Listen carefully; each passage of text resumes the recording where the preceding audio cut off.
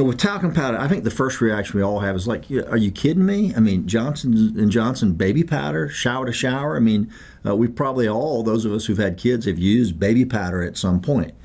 The problem with these talcum powder products is not for your baby. It's for women from puberty until menopause. It's basically for menstrual women. Because what's been shown to happen is that with the reverse flow for menstruation, if you're using these products with talcum powder for feminine hygiene, that you can have a reverse flow that ends up taking the talcum products into the ovaries. And that's where the problem comes from. And it's not like it's something that's just been discovered. There's in-house documents that have been obtained from the manufacturer in a couple of the trials that have already taken place that show that they knew about these risks 30 years ago.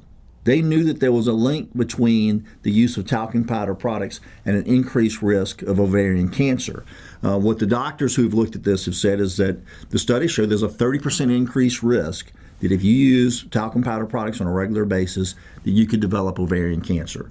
And so in terms of screening it, again, it doesn't cost you anything to have us screen your case. You call us, we will get you medical records.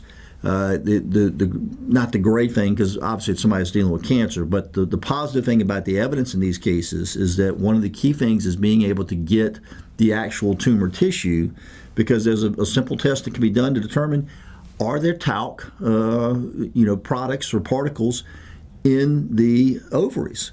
And if there are, that's a case. So if you or someone you love has been diagnosed with ovarian cancer and they were a regular user of these products, and by regular user we typically look at a period of 4 years or more, call us and let us screen the case for you.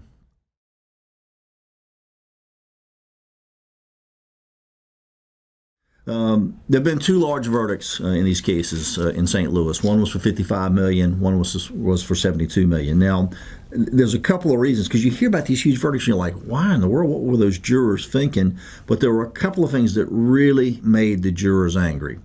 Number one was the fact that Johnson & Johnson knew about these risks years ago and did nothing about them. In fact, the provider of the talc in 2006 started putting a warning on the talc itself, saying, look, this is a probable carcinogen. So even 10 years ago, the provider was saying, hey, we got a problem here.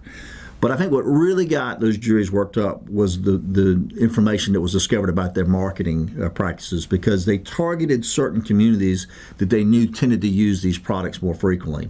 Women of color, whether it be African American women or Hispanic women, were specifically targeted with the marketing, and also what they referred to as women with curves, meaning heavier women.